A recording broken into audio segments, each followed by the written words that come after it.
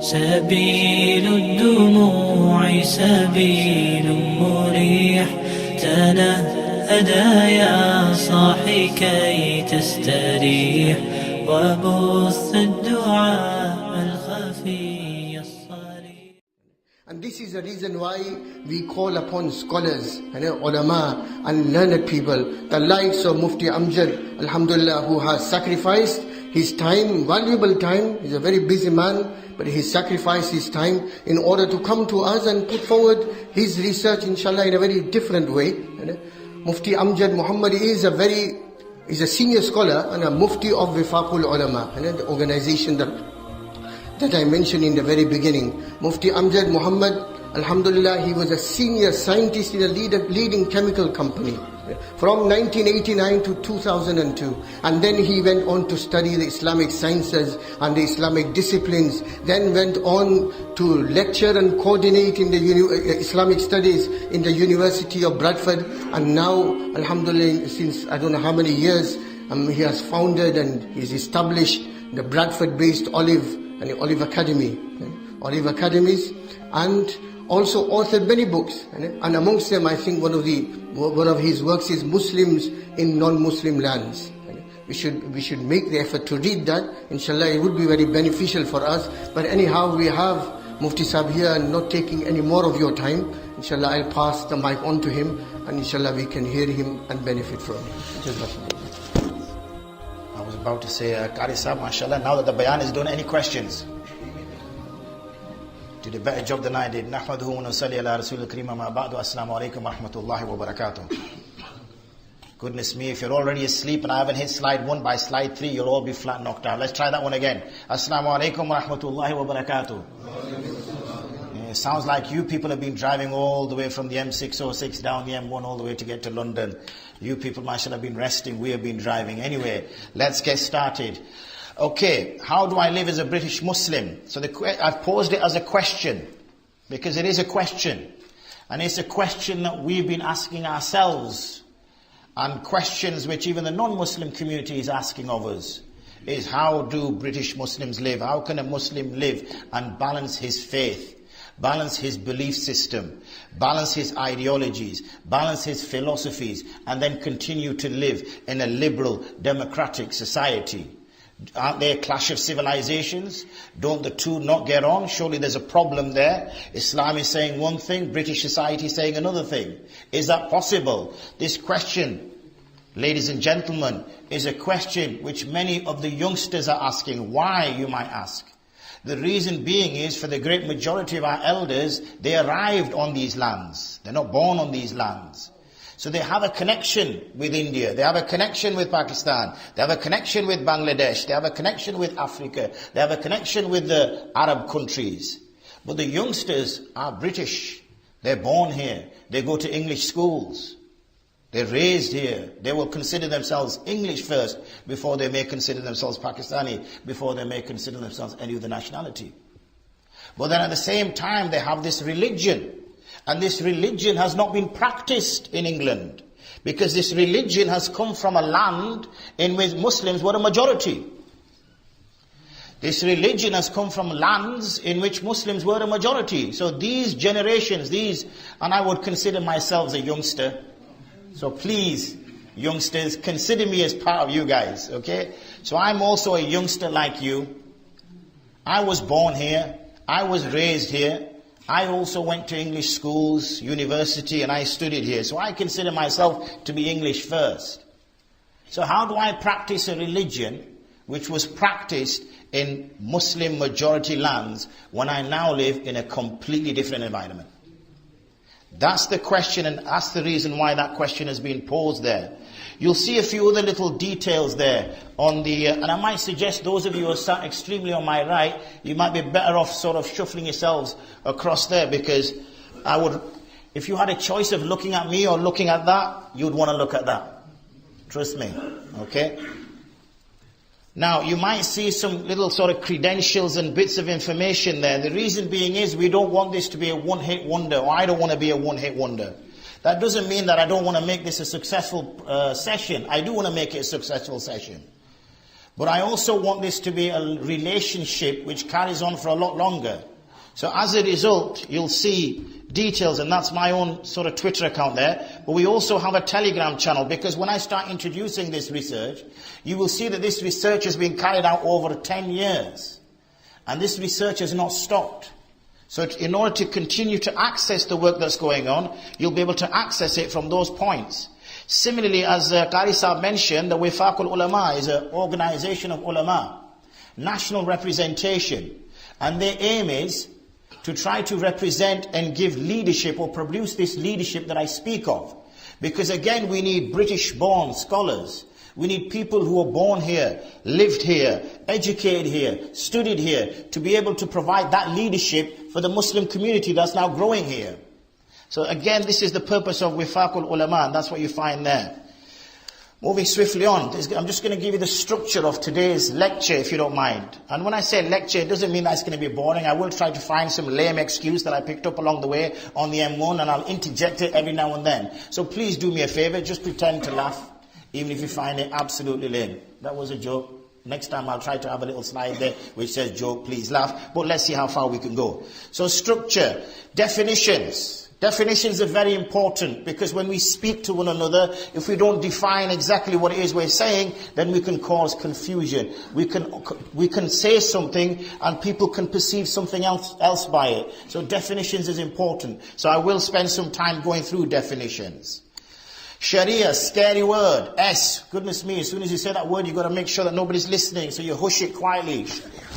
What did you just say? Okay, so it's become a word now where people are frightened to use the word. We already have the J word, which we can't use anymore, so now there's an S word which you can't use anymore. So we need to understand that. The word Islamic law, as soon as we mention the word law, people start thinking, well, hold on a second here.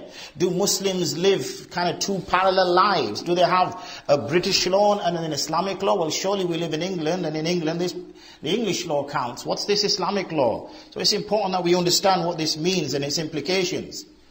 Context is very important, and we will go into great detail about what do we mean by context, because the context is the key point. The point that I mentioned to you is Muslim majority states, which the generation from before us arrived. They lived in Muslim majority situation. We now find ourselves Muslims living in minority situation. There's a contextual change.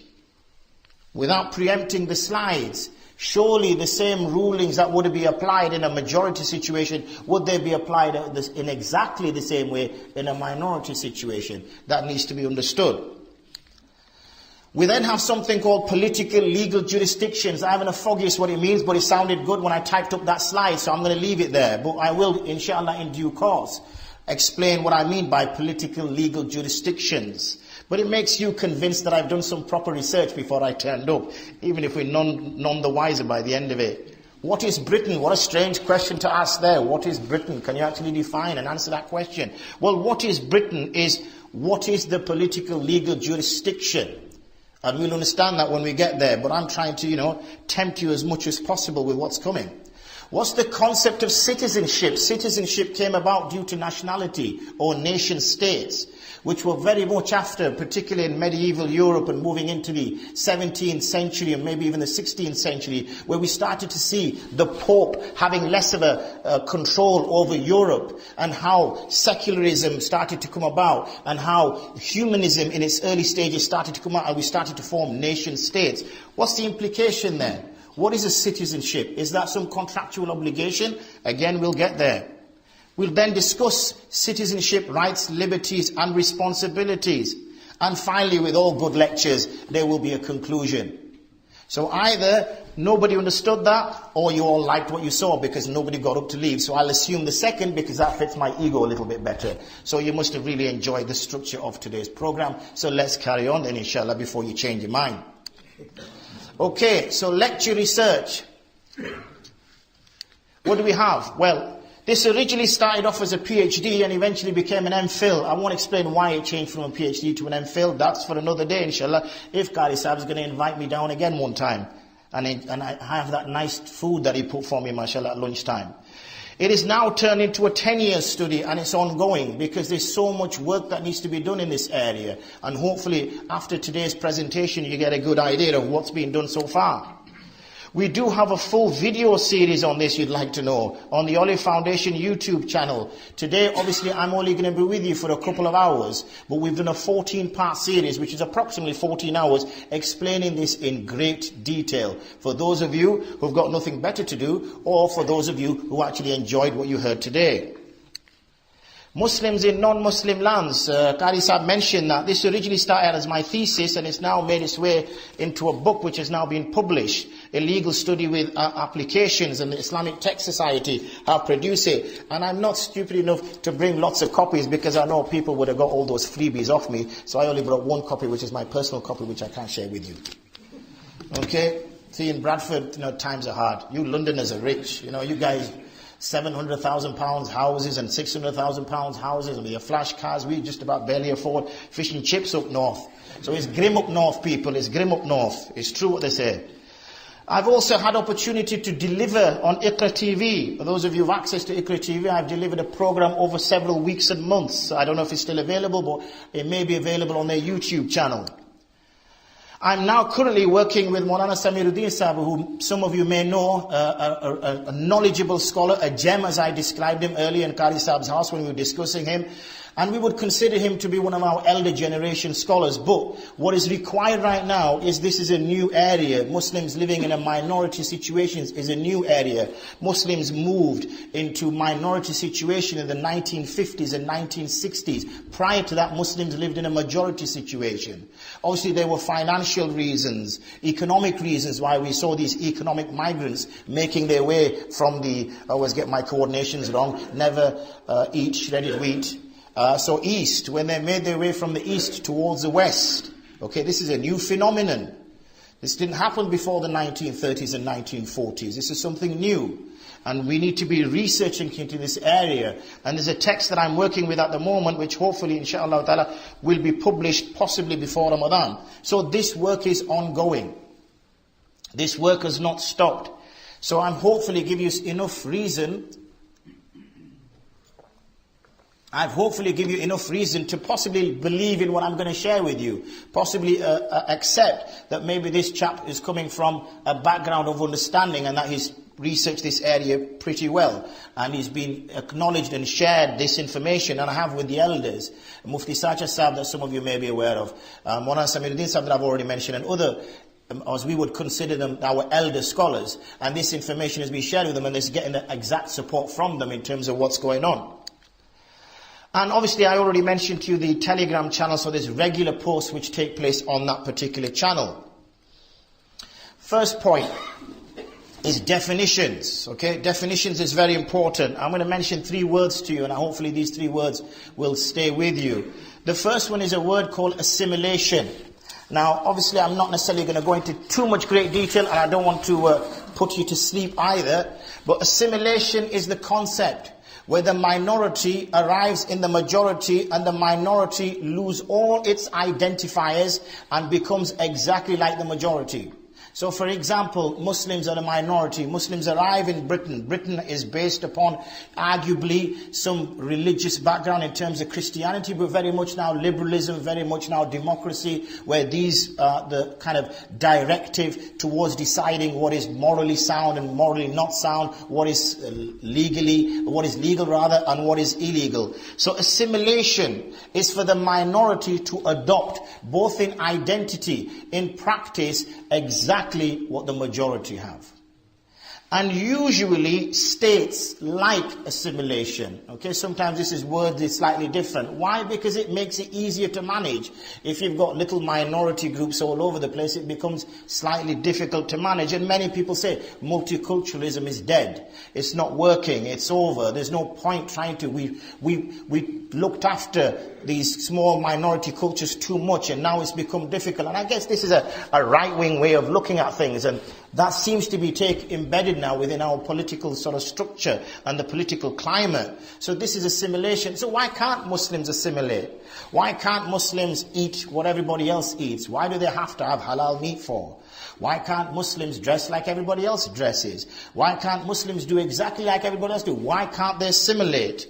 Well, there's a number of problems to assimilation. Maybe I get ahead, because there's many questions that I have that my nationality can't answer.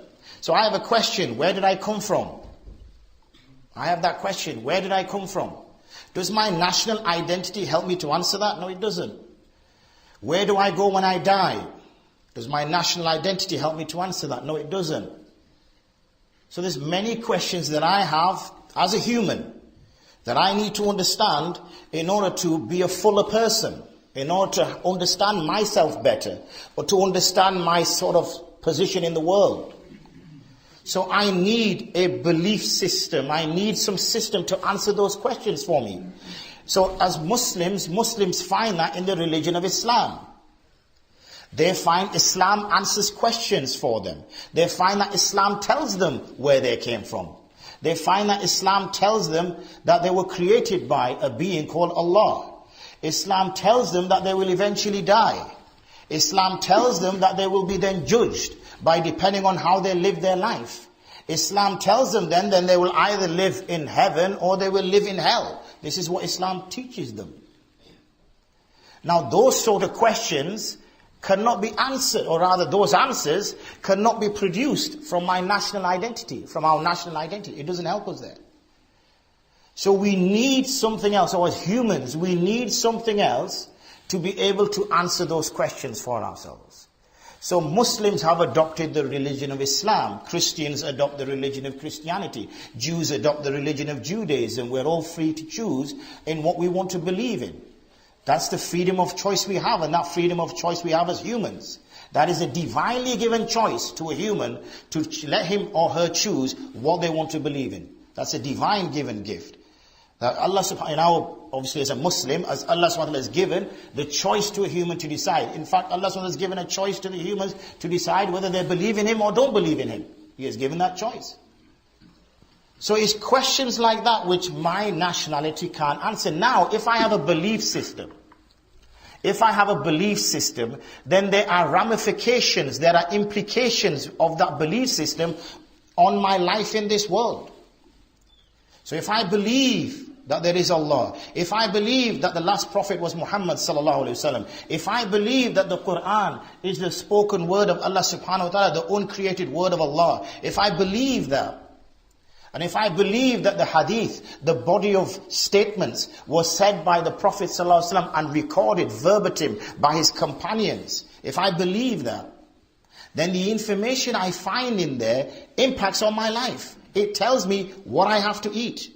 It tells me how I must dress. It tells me how I must behave with fellow humans. It tells me how I should behave with my wife. It tells me how I should raise my children. It tells me what rights my neighbor has over me. It tells me what I should be doing with fellow humans. All these things, it has an impact on my life. So therefore, if a Muslim was to assimilate and lose all his identity, then in essence, he's no longer a Muslim. He's no longer a Muslim. For him to or her to say that I'm a Muslim, then their belief system impacting on their life gives them a direction. Because only then they feel they're being true to themselves. And they want to be true to themselves, that I'm actually practicing the religion that I believe in. Yes, we're all weak. We may not fulfill it to the requirements that Allah subhanahu wa ta'ala wants from us, because we're weak humans, but fortunately we have a merciful God. Fortunately we have a God which will forgive, a forgiving God. That's the fortunate side of things. So that's the issue with assimilation. What could be the possible outcomes from assimilation? Well, in one thing, it could be successful. The larger group where the minority have arrived in, could successfully assimilate the minority. They could successfully assimilate it. And we saw this in particular by parks in the United States with the black community in Chicago and various other cities, of how assimilation process was taking place. And many other researchers looking at assimilation. But there is a flip side for assimilation. Is when the community refuses to assimilate. Is when the community refuses to assimilate. You then get something what's called isolation. Okay, you then get something called isolation. Because the community, well, we'll get to isolation, I'm jumping the gun. The next one is integration. Okay, the next one is integration. Integration sits between assimilation and isolation. It's the middle path. And Muslims are continuously told that they follow the middle path. They must avoid both extremities. Extremism in their religion and laxity in their religion. They must adopt the middle path. They cannot be extreme in either way. So integration, what does integration mean? Well, the whole purpose of today's lecture is somewhat to discuss that in greater detail as to what that entails, and can Muslims afford that particular adoption. We did mention isolation when we discussed assimilation. We discussed isolation. And I want to mention isolation. How does isolation come about? Isolation comes about when the minority community fear the majority community. And the reason why they fear is because the majority community also have the power. They have the power because they're the government, they're the authority. So that's why fear exists. The minority community, whatever the minority community, it could be the Jewish community, it could be the Muslim community, it could be any community, it could be the black community, whatever the community, the Chinese community, whatever the community is. If it feels, okay, that the government or the country or whatever, the governing powers are actually forcing this community to give up its identity, then it will obviously feel fear. Fear then will lead to a reaction, protecting that very identity which the community, the outer community wants to assimilate. So in fact, you see communities, when they feel isolated, actually practice their identity more as a defense mechanism. Okay? So they start to practice more as a defense mechanism. Then that starts to lead to hatred, mutual hatred. The minority community having a hatred for the majority community, and the majority community having hatred for the minority community. Hatred then can lead to extremism. Extremism both within the government in terms of policy and from the minority community in terms of the views they're adopting now as a defense mechanism, because it gives ground for extremists to start to say, look, your religion is being attacked by your government. What are you going to do about it? You're going to just sit there. So it's now becoming ground rife for that type of activity, radicalization. And eventually it is through this network that you can eventually lead to terrorism. It's a natural progression that leads from there. And certain individuals will take advantage of that and feed that kind of information to young people in particular, and age is not a restriction to radicalization, to people in particular, to try to get them to think this negative one-way road. This negative one-way road. But we're going to focus in particular here. And you can see that assimilation in which the governing body, whatever that, the government, whatever that might be, in whichever country, was aiming to try to successfully bring that community within. But what's actually happened is the community has gone further away.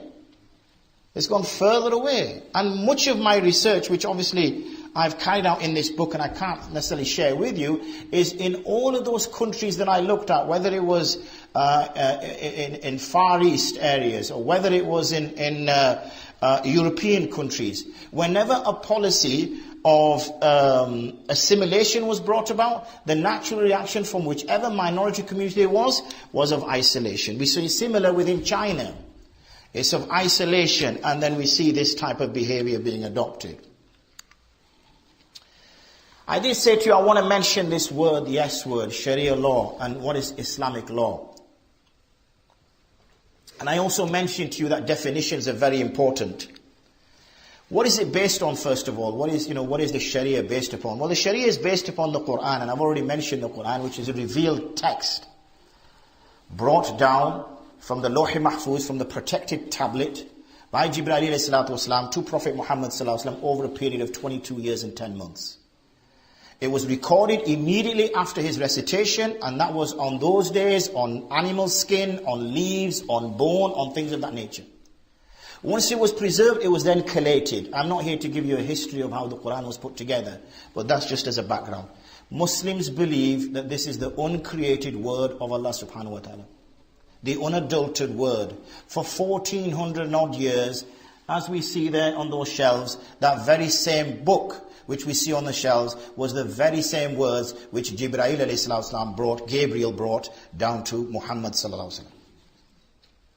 Absolutely protected up until now. And I'm not going to get into the discussion as to why. Why was it that the Muslims' revealed text was protected? Why weren't revealed text before not protected? That's for another day and a lecture for somebody else. A hadith I already mentioned to you as well, which is the body of text, which are the sayings of the Prophet.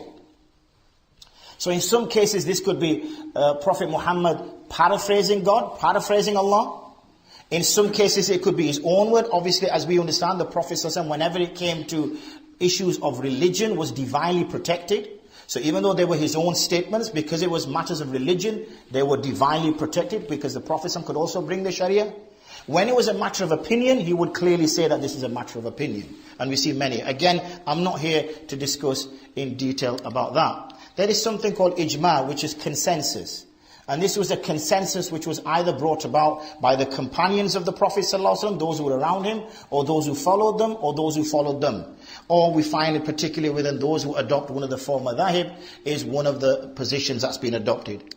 Finally, we have something which is called qiyas. Now, qiyas was originally syllogistic reasoning. Okay, syllogistic reasoning. That's what it was used initially. Very much Aristotelian type of logic. But then qiyas developed further, and when qiyas developed further, it became more concentrated on the use of reasoning, on the use of rational reasoning to be able to apply the Quran and the Hadith and Ijma in contexts which have changed. Let me give you an example. There was no such thing as crack cocaine when the Quran was being revealed. There was no such thing when the Prophet ﷺ was around as crack cocaine. So how can Muslims have a view on its legality or its illegality if it never existed? That's where this reasoning comes in, where they seek an illah, a reason as to the illegality of other intoxicants. If they find that reason in another intoxicant, then the ruling can extend. Again, I'm not here to give you a lecture on how Islamic law is formulated. It's scholars then who develop and bring about something called fiqh. And fiqh is the day-to-day practice. And fiqh can change depending on an individual's context. And we'll give you some examples of that. So as my famous mathematical formula is text plus context equals fiqh. Before somebody says, how can that be? Because there's more E's in the left-hand side, and there's like 3 T's, and where do all they disappear on there? You know, as best as I can do, we have a poor quality of education in Bradford compared to you swatty Londoners. So role of context. I mentioned to you context, and context is obviously very important. And you know, when a scholar is asked a question, the first answer he will give or she will give is, it depends. And you might think, how can that be the first answer that they give? Of course that's the first answer they give. There is nothing absolutely fixed, because a ruling changes depending on its context. Let me explain, hopefully I've got some examples. But before I do, I want to define law. Now law is something, I wrote this down actually, so I made sure that, I wrote some notes down, so make sure that I say exactly the correct thing here. A definition of law is that it is a system which is legally enforced through social institutions to govern behavior. That's my dictionary definition of it. So it's something which can be enforced. It's something which social institutions, for example, we have the police, we have the judiciary system, we have politicians, we have a system in place to ensure that we are governed by a law. So is Sharia considered as Islamic law in a minority context? No. Because there are no qadis. There is no judicial system. The only law within Britain is English law. There is no other law. So what should we be calling the Sharia? What should we be calling Islamic law? We should be calling it a moral code, because that's all it is. It's a moral code. We can encourage people, we can enjoin it upon people, we can say, look, it's good if you come to the masjid and pray salah, it's good if you fast in the month of Ramadan, it's good if you give charity, it's good if you help your neighbor, it's good if you do this, it's good if you... But we can't enforce it, there's no way to enforce it, there's no system in place to enforce it. So this is why I mentioned about definitions, about as soon as a word like Islamic law is mentioned, those people who aren't really acquainted with Islam might kind of panic and think, whoa, Muslims are living this kind of like dual life where they have two legal systems. So it's a moral code, and a moral code is by choice. I can choose to live by a moral code of my choosing. If I wish to live by a moral code which instructs me to keep a beard of this length, and that's my choice. I can encourage that on my children. Like I encourage them not to lie. Like I encourage them not to steal. Like I encourage them not to swear. Because I think following the Prophet ﷺ is a good thing. That's what I think. So am I not then going to share that with my children? Am I not going to share that with my students? Am I not going to share that with individuals who I want the best for? So that's all it is a moral code. So it's very important how we use language. Because a moral code, if I've written that little down, oh yes I have, is a written, formal, consistent set of rules prescribing righteous behavior initiated at the bequest of a person or group of people and accepted by them. Very different. So when we see the media picking up on stuff and saying, oh, Muslim women are forced by Islamic law to dress like this, whoa, slow it all down, man. Drop it down a couple of notches. Which Islamic law are you talking about? Who's enforcing it? Which judicial system? Which police are there? Who's going around saying, oi, woman, cover up? Where is this? And if anybody is doing that, they're doing wrong. They're not doing it based on Islam. Because a qadi has to exist. A judicial system has to exist. It doesn't exist. It hardly exists apart bar for one or two countries, even now within the never eat shredded wheat east. Sorry, I keep forgetting that my northeast. There is another one, isn't there? Naughty elephant, squirt water. They were the two that I learned. Okay, back in primary school. It's funny how when you learn something in primary school, it sticks with you for the rest of your life. And when you learn something in secondary school, as soon as you finish your GCSEs, you forgot about it. And degree, you forget about even whilst you're studying it. That's what happens. So in a way, that like, as you go through the education spectrum, retention just drops, doesn't it? I don't know. Maybe that's saying something about our education system. But I guess that's a lecture for another day as well. So this is why a moral code is important. Definition of a moral code. And it's essential that we understand and we use the appropriate language. Once we start to use the appropriate language, we know what we're talking about. But we're a community which now is not just all on our own. We are living in a situation where the majority don't understand these terms. And these terms are used in a different way. So it's important we know the appropriate language. And this is why I said definition. Sometimes we're arguing over things which we're talking about the same thing. Okay? Context examples. I did say to you that when a question is posed, for the majority of the time, the scholar would respond by saying, it depends. Okay? Let me give you an example. If someone was to say to you, dear Mufti Sahib, can I eat a hamburger? What's the answer? What's the answer? Don't give me it depends, because that's cheating. Just give me the answer I'm looking for. No. Behave. No, you can't. Yes. Yeah, that's the answer I was looking for. Why can't you just go along with this? Why do you have to be so awkward? Bradford people are just going, I shouldn't diss Bradford too much, should I really? Because this is potentially getting recorded. I've got to go back home. And then they might have like M6 or 6 blocked off. And I'm going to have to turn out and come back and live here. God forbid. So consumption of the illegal. Okay, consumption of the illegal. Yes, you're absolutely correct. If somebody was to pose a question, can I eat a hamburger? The textbook answer is no. Okay, let me change the context. What if it was the only food and I'm about to die? Oh, hold on a second here. Oh, can't we just have one ruling? 1 minute you said I can't eat it. Now you're saying I can eat it. Can you see how context has an impact? Can you see how context changes? That if I was living in a Muslim majority country, how that would impact me, and how living in a Muslim minority country would help me. The context has changed. Yeah, the context has changed. One hand when I asked, can I eat a hamburger? I was told, no, absolutely, no, I can't. But the next time I posed the question, you said, yes, I can now.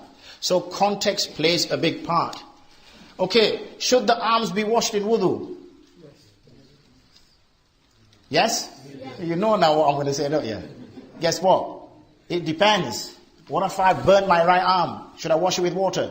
No. What if I have no water? No. Can my salah be valid if I don't have no water?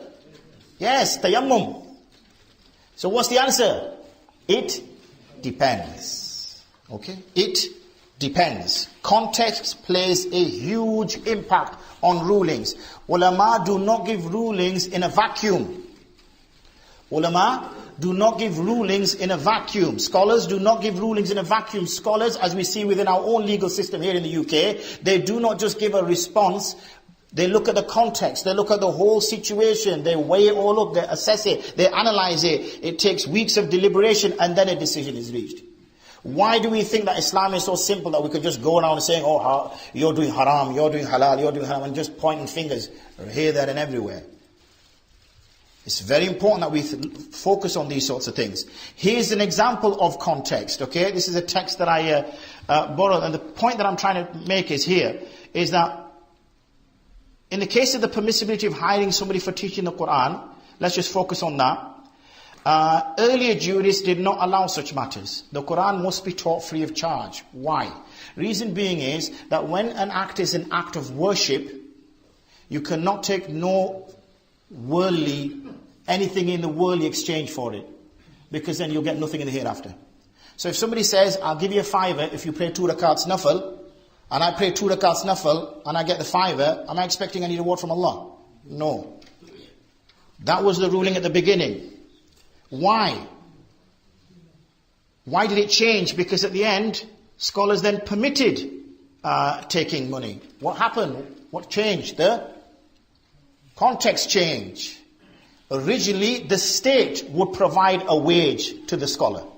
Originally, the state would provide a wage to the scholar. So the scholar did not need to charge the student.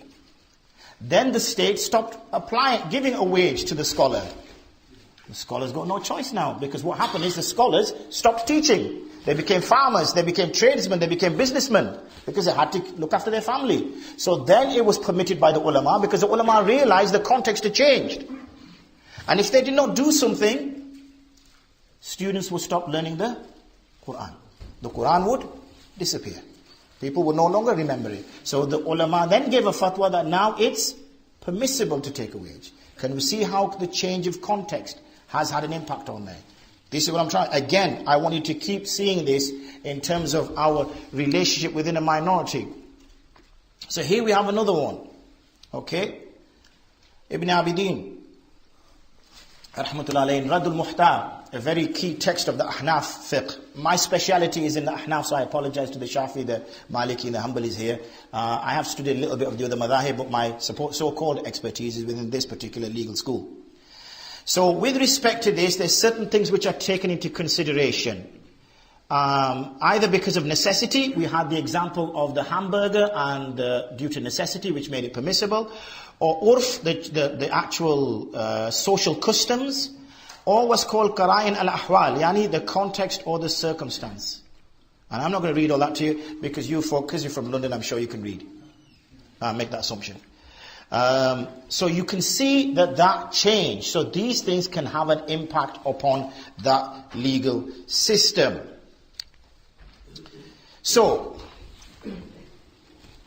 just bringing your minds to that, we've looked at, just sort of, doing my teacher bit. They always say you do a starter, you then do a bit of a lecture, students do some work, and then you have a little plenary. So I'm doing my kind of little plenary bit. Okay, so plenary halfway through. We've got an understanding of definitions and how, depending on what words we use, they can have an impact on those individuals who are hearing it. We've also talked about the concept of context. That's very important, because the context has changed. Okay, it's very important, understanding how that context has changed. We're now going to talk about what's termed as political legal jurisdictions. Okay. Now, there is something which is termed as Darul Islam, and I'll put those slides up, okay, which you can see in terms of Darul Islam. Now, Muslims very early on looked at the context that they lived in, and then based upon that context, look at the ahkam, the rulings which were associated with that context. So depending on the context, they would then determine what rulings those individuals were to adhere by. So when it's Darul Islam, consider this now that we live in nation states. Obviously there was no nation states. Nation states, you could say that they've come about due to, it was mainly a European concept. It wasn't a Middle Eastern concept. It never existed within the Middle East. There were other arrangements. I mentioned Middle East and Africa particularly because that's where Muslims lived as a majority. They would have boundaries, if I can use that word, based on tribal allegiances and based on other ethnic makeup. And so they didn't need these artificial boundaries. One thing we've seen, especially during colonization, Pakistan did not exist, Bangladesh did not exist, it was only India. And surprisingly, all kind of Indians lived together for many years, relatively happily. Yet they had so many different ethnic makeups. And then obviously when the nation state came about, Pakistan formed, India formed, then Bangladesh formed, and Kashmir was sort of left abandoned, and now Kashmir is trying to form. Yet they all lived quite happily together with their own ethnic and social boundaries. They didn't need a line on a map to say that this is your country, you stay there, and this is our country, you stay here. But nation states, obviously, that kind of European transfer of nation states into the Muslim world meant that now, even though the word was used historically as Dar al-Islam, you can just call it Muslim country, a Muslim majority country, something of that nature. So there, Muslims are required to obey by individual and community Islamic laws. Why? Because in this case, the political majority is with the Muslims. And as the Muslims are the politicians, it's their responsibility to ensure that they are maintaining Islamic laws because they are responsible for them. So that's living in a Muslim country. They should be ready and willing to accept immigrants who are escaping from something called Dar al-Harb, and I will explain that to you later. To financially assist and support the poor and helpless Muslims. Again, I will explain, well, maybe I can explain it now, so rather. Dar al-Harb was considered as a country who was at war with this Muslim country. And this was a declared war. So now we see, for example, where a war might be declared by a state against another state. There's lots of cold wars, as we see, around the world. North Korea, possibly with South Korea, and other lands which are edging for war, even if war is not actually taking place. But there are wars going on. We see in Iraq what's going on. We see in Afghanistan what's going on. There are wars going on. So one country has declared war on another. And this has been accepted by the world. Historically, it's been accepted by the world, and even now it's accepted by the world. As long as we go through UN, it is legal to actually declare war on another country. It's not illegal by international law. So therefore, international law recognizes that a state, for whatever reason, can feel that it can't really work with this other country for whatever purpose, and it wants to declare war on it. Obviously, we don't, as an international community, we don't want a country declaring a unilateral war on its own.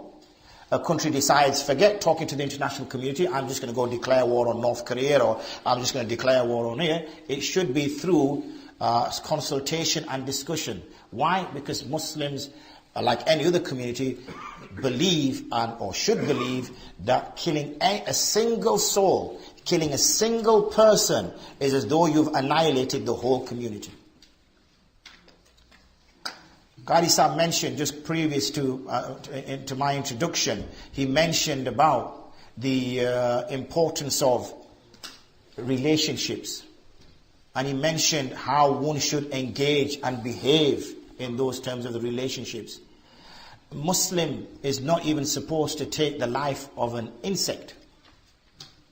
And this is epitomized when a Muslim goes for Hajj or Umrah, pilgrimage. And they've donned the 2 white sheets. And when they go in the haram, they are not even allowed to pull out a blade of grass. Towards a blade of grass is nothing. A Muslim is not. If you're walking along and you see a flower, sticking out from a branch or something, you're not even allowed to just pull that off and take it. Because you're killing it. You've just killed that flower, especially if you're going to just throw it on the floor.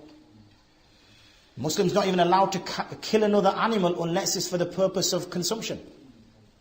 Or they feel that the animal is about to attack them. So then when you talk about a human life, then when you take about taking someone's soul, so war is something which the Muslims try to avoid at all costs. At all costs. And this is something, I remind you, that through international law is considered as legal, not illegal. Yet Muslims will still say stay away from war, from killing. So when we have certain individuals within, and we shouldn't shy away from that within our community, as within other communities as well, who decide to take matters into their own hands, that's fine. We don't need to apologize for them. But when they take matters into their own hand and they say, my Islam tells me to do this, then that is something that we need to be concerned about. So we did also talk to you about, and I introduced Dar al-Harb, which is the war. Now here, for example, there is no punishments, nothing exists. in these types of environments. And there's a necessity on Muslims to migrate from those areas. And the Muslim identity hardly exists whatsoever. And that's in that scenario, in the Darul Harb scenario, which I gave earlier. The next one is the Darul Sulh and Muwada'a. What is this? Okay? Here, no Islamic laws in terms of governmental laws or judicial laws apply at all. They do not exist at all. No one can request them or ask for them. The dealings between Muslims and citizens cannot be settled in court. So you can't use Islamic means to settle the differences. It has to be by the law of that land. Okay. Unless, obviously, Muslims want to go to some scholar and go through some mitigation process and try to resolve their differences, speaking to a scholar, that's fine. They don't want to take it to get the police involved, or they don't want to get the law courts involved. That's fine. Every community has their sort of community leaders that can resolve differences. It is not necessary upon the Muslim citizens to migrate from what's called as Darul Sulh.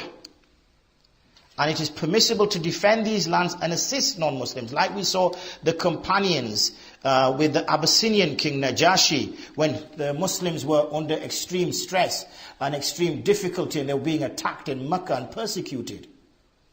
Who did the Prophet ﷺ turn to? He turned to a Christian king in Africa. He turned to a Christian king in Africa, and he said he's a just and honest man.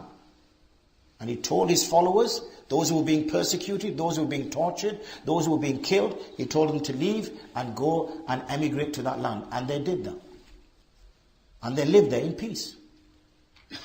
Nothing happened. There was no legal system there. It wasn't Islamic law being applied within the Abyssinia, as it was referred to, which is now where Ethiopia is. It was continued under the leadership of the King Najashi until he eventually accepted Islam himself. So that did not change. Again, in terms of an offensive war, Muslims should avoid being involved if it is unjust, especially with the condition that it's not detriment to a Muslim state. A Muslim cannot take another soul at all. Especially if it's an unjust war. And many of the wars, some Muslims, and quite a large majority of Muslims feel, particularly which is going in the Middle East, are considered unjust wars. And that's why the resentment is there, that these are unjust wars. These are not wars which are fair. These are not wars which are based on justice. These are wars which are based upon resource gains or political gains. And people cannot be killed for resource gains or political gains. These are souls. These are humans. They're not just, just sort of numbers, collateral damage.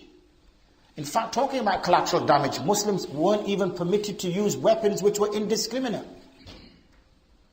They can't use a weapon. There was much debate about the catapult, I think it is, the French invented it, I can't remember the French name for it, which would throw a big boulder into a fort they were attacking back in the medieval times.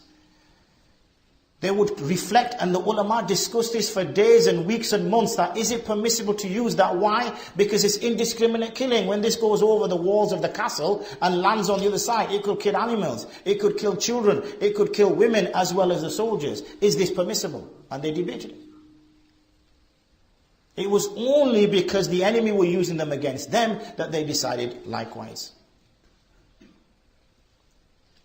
And many other debates have gone on with the use of missiles. Again, big debate has gone on. Can a Muslim state use a missile? Because a missile is indiscriminate.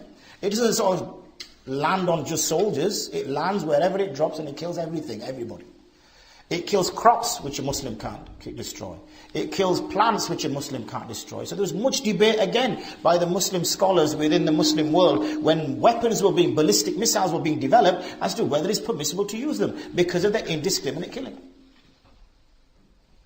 So taking life is not something which should be done lightly. So they'll not be excusable, because in Darul Sulh people can still learn about their religion. They're not being persecuted for their religion, as we saw with Darul Harb. So they've still, because they can learn their religion, they're still required to practice their religion. But only when those parts which come onto what's called personal law, as are sometimes defined, or personal moral code.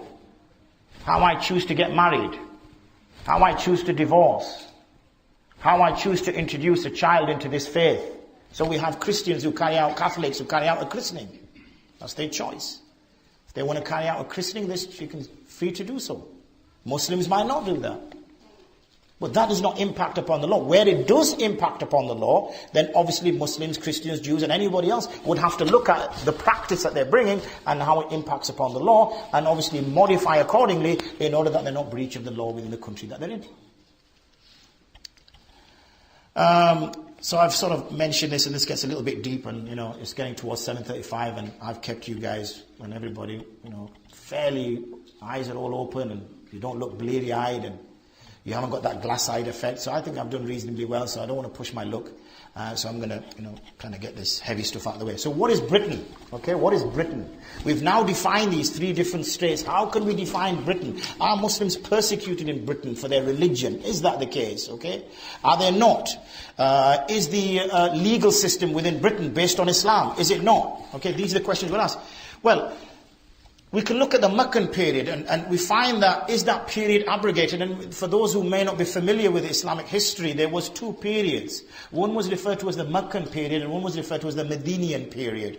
And the Meccan period, when Muslims were a minority, and they lived for 12, 13 years as a minority.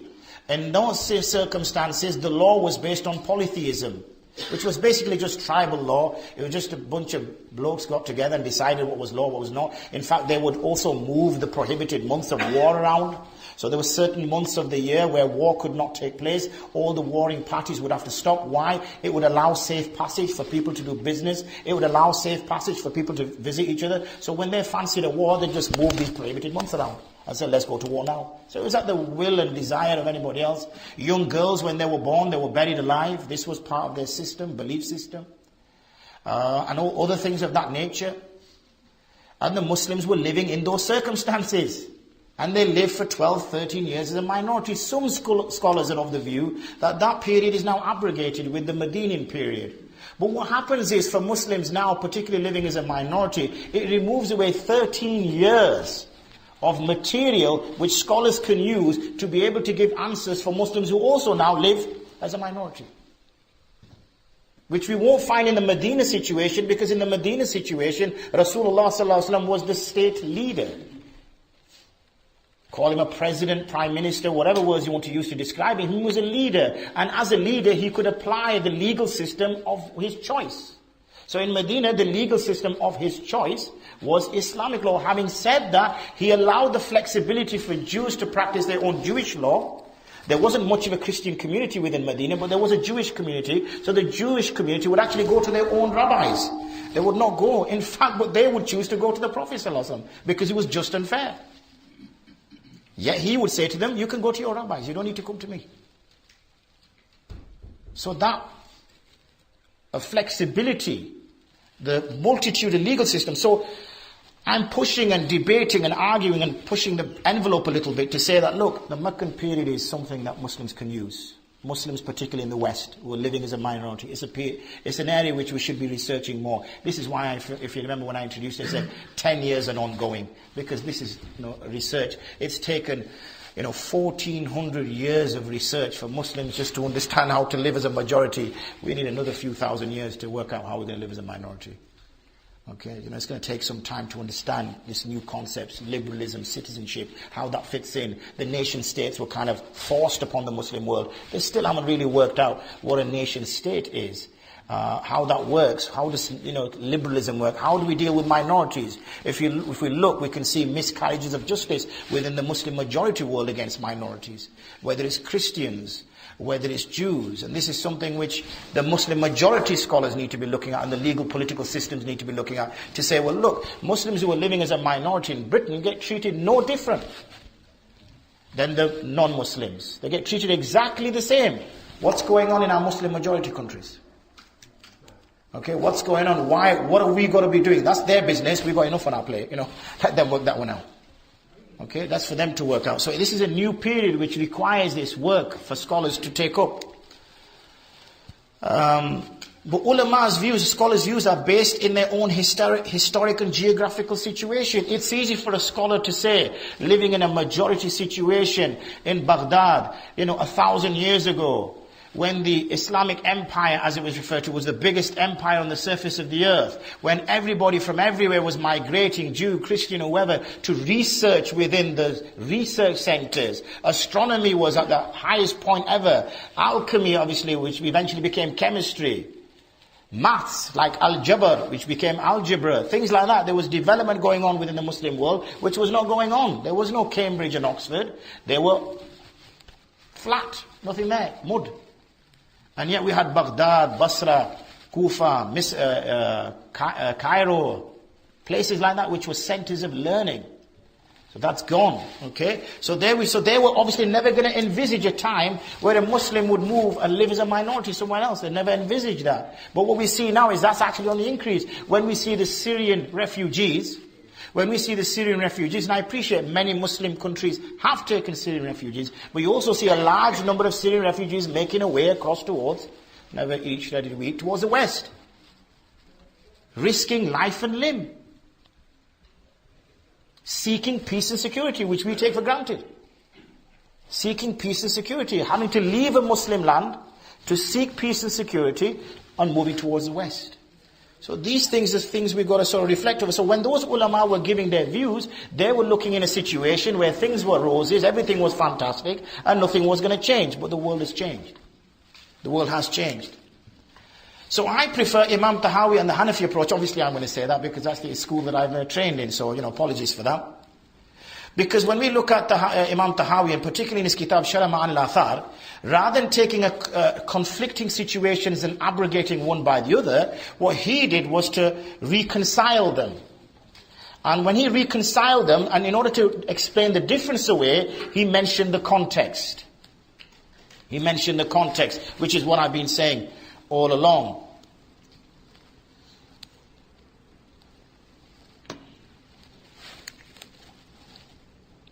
Another point is the unique nature of the Quran in terms of its mode of revelation.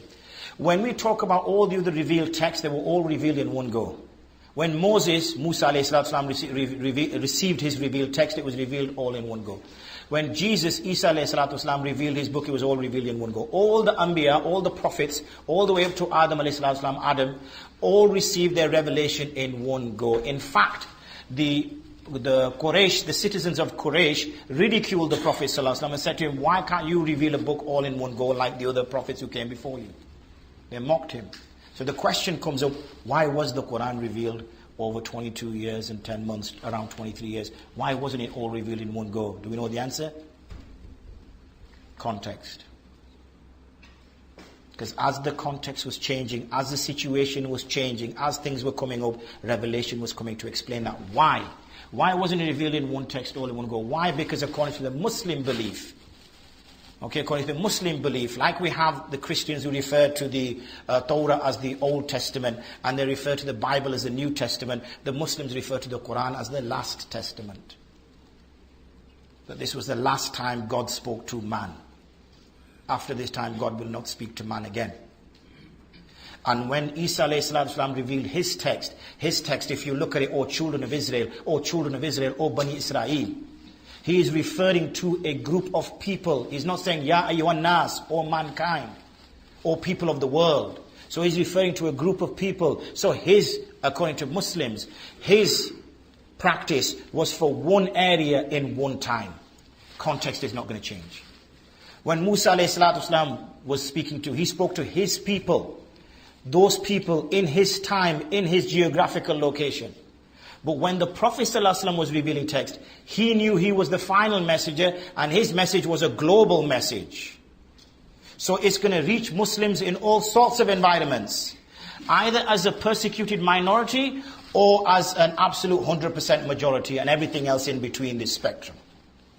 So revelation had to come. Hadith had to be mentioned, which covered all these circumstances. Otherwise it cannot be a religion till the end of time. How can it be? Because circumstances change.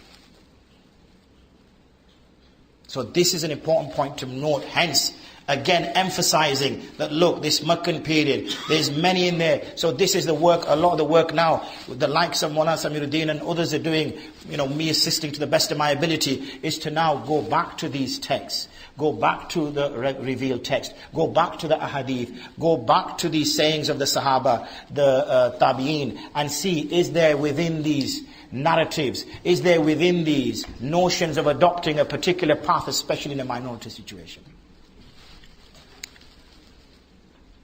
And we saw as well that after the 7th of Hijrah, we saw that even at that time Muslims continued to live as a minority, even though the Prophet ﷺ had made Hijrah. He had emigrated from Mecca to Medina, and he was living in Medina as a majority, a political majority.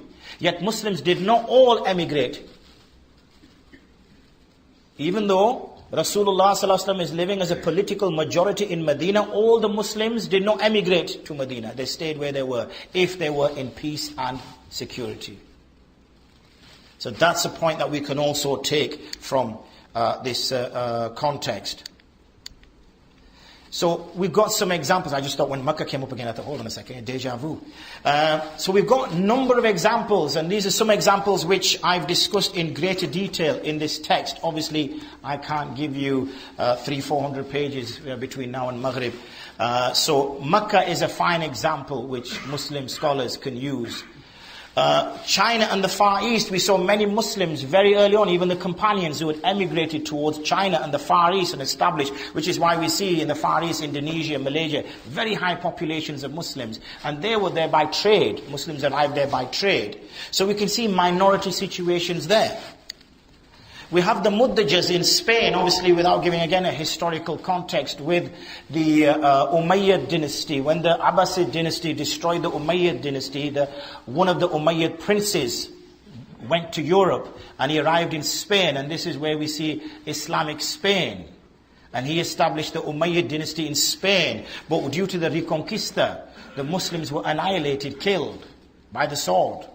All put to the sword. There are two choices. Convert to Christianity or we kill you. So obviously some chose to be killed, some chose to convert to Christianity openly but keep faith in their hearts, and some chose to leave to North Africa. So we see some Muslims continue to live in these very difficult circumstances. So therefore we say, I said the situation which is relevant to is how is Muslims living as a political minority. And it's again this question you're asking, how do Muslims remain true to their faith in the absence of a Muslim government? Is that possible if there's no Muslim legal system in place? That's a question we're asking. We have answers, but it takes a lot of research, it takes a lot of finding, and Ibn Humam mentions this. And he says, when we see that there is no sultan or person of authority, as we see now in Cordova, Valencia and Abyssinia, where the rise of the powers are now in the hands of the north, then the Muslims who have resided there, under an agreement to pay a tax, are responsible to choose a person to lead them. The chosen person is to carry out the responsibility of wali. He should either act as a judge or select another person in order to settle legal disputes among the Muslims. Also an imam should be appointed to lead the Friday congregation. You can see that this is a historical text talking about an environment where Muslims are actually living as a minority. Where they're living as a minority, even agreeing to pay a tax here. And fast forward now, I know citizenship is somewhat more developed from this simple arrangement of paying a tax. It's a very feudal system in place because feudalism reigned the world around the Dark Ages and the sort of going into the Middle Ages. And at those times, if the community paid a tax, and they were protected by the leader's army and supported. But clearly examples of where this sort of behavior can exist. So what is citizenship? Well, citizenship is a contractual arrangement. And because we don't sign a contract like when you sign up with Vodafone or whatever else, people think that, well, is it really a contractual arrangement? I don't remember signing anything up. I guess when you arrive here as a foreigner taking permanent residency, then there's more structure to it. But when a person is born here, then they're kind of being born into Britain, and this is where the idea of what citizenship is missing. But there's a big push now within the educational world, in secondary schools and in primary schools, the importance of recognizing what citizenship is and what that entails. Obviously, we know with migration it's more profound, it's easy to see. In days gone by, the Muslim community would select an Amir, who would represent them. Change a little bit now because we can't agree on one person to lead us, can we really? It's very difficult. We all have our own leaders. So basically what we find now is organizations. So we have, for example, a moon sighting committee. So a group of scholars will come together and represent the Muslim community and fulfill that fard kifaya to determine when Sha'ban starts and when Ramadan starts. Why do we need to know? Well, because we need to know when to fast. Also, that community of leaders will tell us what time to pray. We know we have to pray morning prayer, which is after dawn, before sunrise. But when is dawn, when is sunrise? So they do that. They take that responsibility for us. We're going to pray Maghrib Salah. I guess that's a little bit easier because it kind of gets dark. But what time should we pray Isha Salah?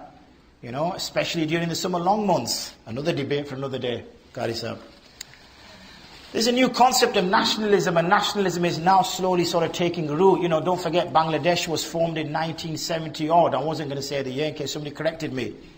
Pakistan formed in the 1940s. These are new countries, okay? These are not old countries. These are only 40, 50 years old. Yes, they may have existed in a different context. So nationalism is a new concept for Muslims living in a majority environment, never mind living in a minority environment. So this is something that, you know, that needs to be developed. And when we talk about contractual obligations, we have a verse there, الَّذِينَ أَحَدْتَ مِنْهُمْ ثُمَّ يَنْقُضُونَ أَحْدَهُمْ فِي كُلِّ مَرَةٍ وَهُمْ لَا يَتَّقُونَ. That those individuals who make an oath or make a contract and then they break that contract arrangement every opportunity, then they are people who aren't pious. They lack piety. So any contractual arrangement that is made has to be fulfilled. And we see another example here, particular about how arrangements can take place. And these are verses of the Quran in case I've not mentioned that. إِنَّ الَّذِينَ آمَنُوا وَحَاجِرُوا وَجَاهَدُوا بِأَمْوَالِهِمْ وَأَنفُسِهِمْ فِي سَبِيلِ اللَّهِ وَالَّذِينَ آوَوا وَنَصَرُوا أُولَٰئِكَ بَعْضُهُمْ أَوْلِيَاءُ بَعْضٍ وَالَّذِينَ آمَنُوا وَلَمْ يُهَاجِرُوا مَا لَكُم مِّنْ وَلَايَتِهِمْ مِنْ شَيْءٍ حَتَّى يُهَاجِرُوا وَإِنِ اسْتَنصَرُوكُمْ فِي الدِّينِ فَعَلَيْكُمُ النَّصْرُ إِلَّا عَلَىٰ قَوْمٍ بَيْنَكُمْ وَبَيْنَهُمْ مِيثَاقٌ وَاللَّهُ بِمَا تَعْمَلُونَ بَصِيرٌ. And you can see the English translation below.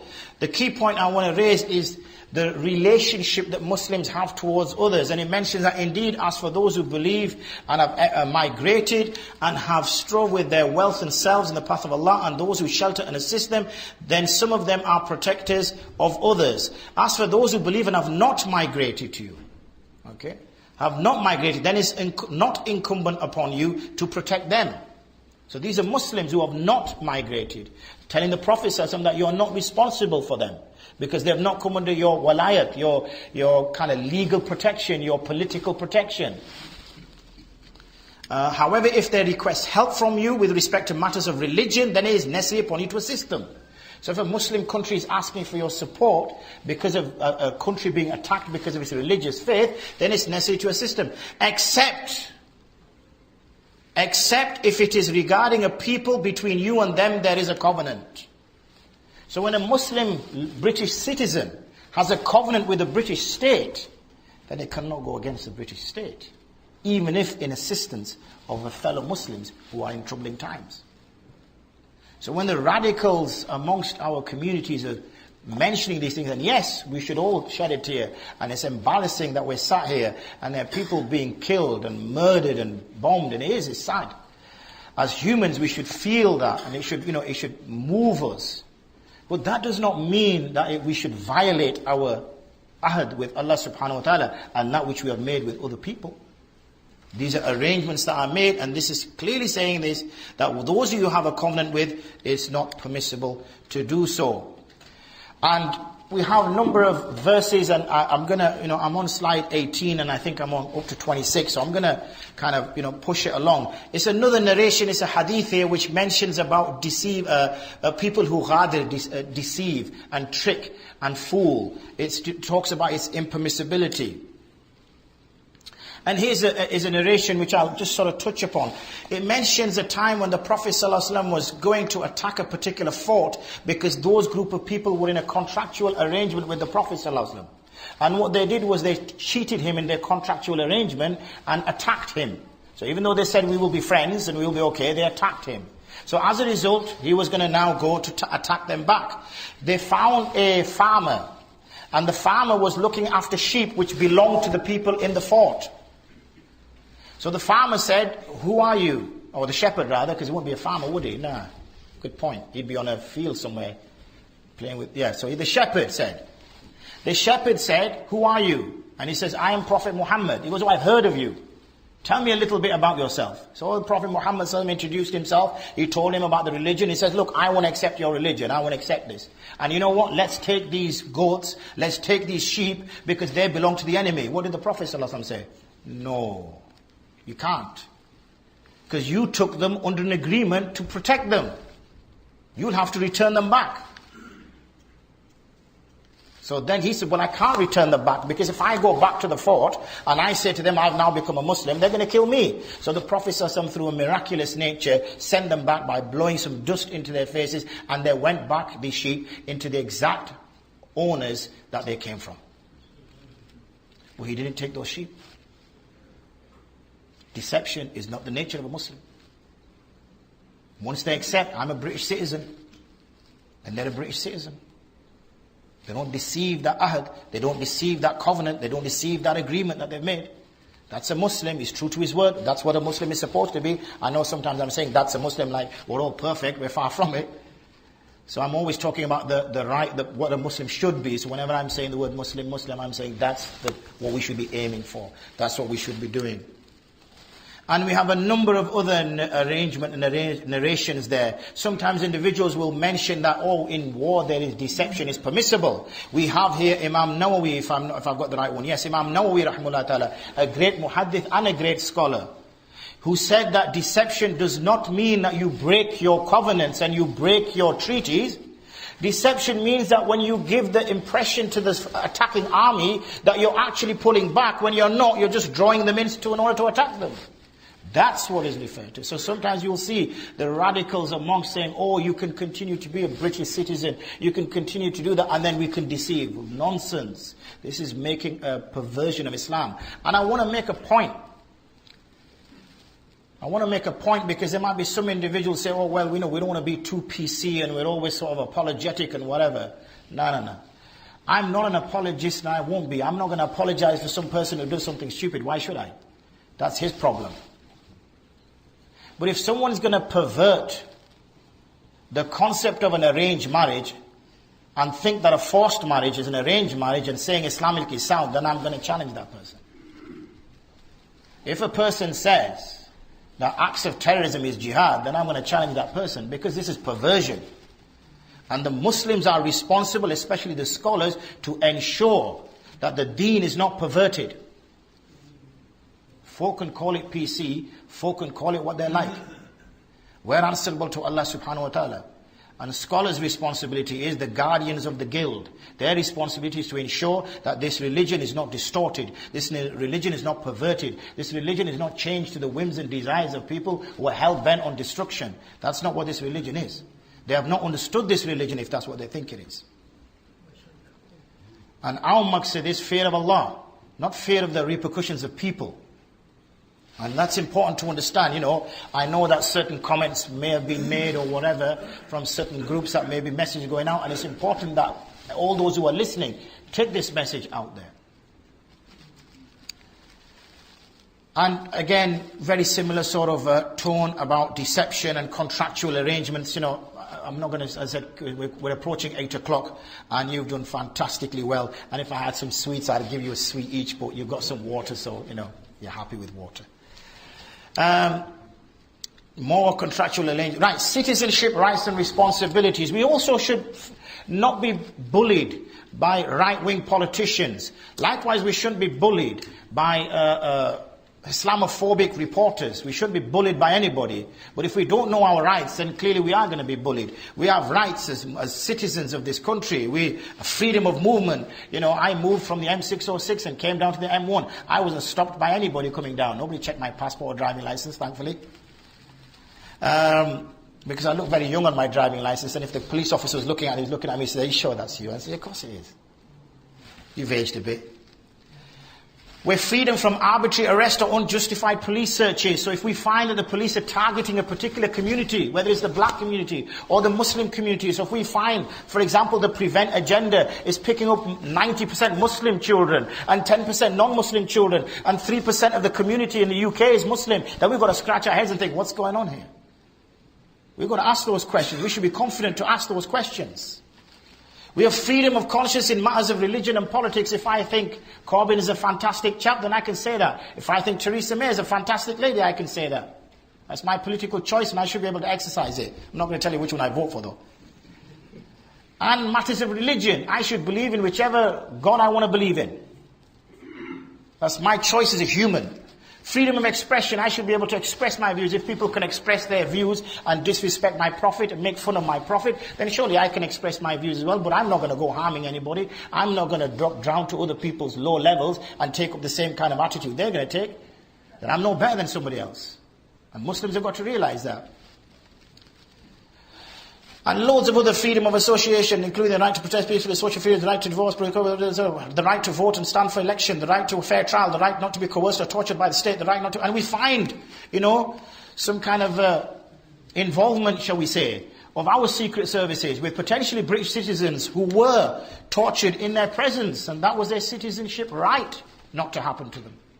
So these things we should be raising. We should be scared about that. These are our rights. What are we scared for? The right not to subject to surveillance without the legal process evidence of wrongdoing. But I noticed when I came in here, there were so many CCTV cameras, I didn't know whether to hide or what. But London, I've been told, is the city with the highest number of CCTV cameras. Is that correct? They really trust you guys, eh? In Bradford, we only have one CCTV camera. That doesn't even work. Out of action. The right to own property. Conclusions, you're happy to hear. That's C word that you've been dying to see since the beginning of this lecture. So what is the position of British Muslims? You said you came here with a question. Surely please make sure that you've answered that, Mufti Sahib. So what is the position of the British Muslim? Our tradition does not support, I hope I've shown that to you. I hope I've demonstrated that. If I haven't, we'll start again. So have I demonstrated that? Do you want me to start again? Have I demonstrated that? You don't sound very confident. Let's go back to slide 1. We can always pray Maghrib late. So our tradition does not support adopting belligerent, aggressive, non-integrative stances against the government or our fellow citizen, irrespective of gender, ethnicity, belief, etc., etc., etc., etc. I hope I've shown that. We have demonstrated, well that's my claim, we have demonstrated the Muslim community by practicing Islam as it should, is legally, socially, philosophically, and I couldn't think of any other double LY words. So I restricted it to 3, against extremism and a negative view towards our country. And I'm saying the word our country, because I was born here. This is my country. I should be, people say, but it's not an Islamic country, but, Amjad, it's alright, it's your country, but it's not an Islamic country. I says, right, well, what country is this then? So they will say, well, it's a Christian country. I said, is it? Alright, okay. So where did Jesus come from? The Middle East. Oh, okay. Where did Muhammad come from? The Middle East. Oh, okay.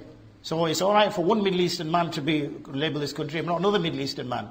It's the same thing. Eventually, with efforts, whatever, we can all live happily together. So what is it because one Middle Eastern man professes one religion, another Middle Eastern man professes another religion?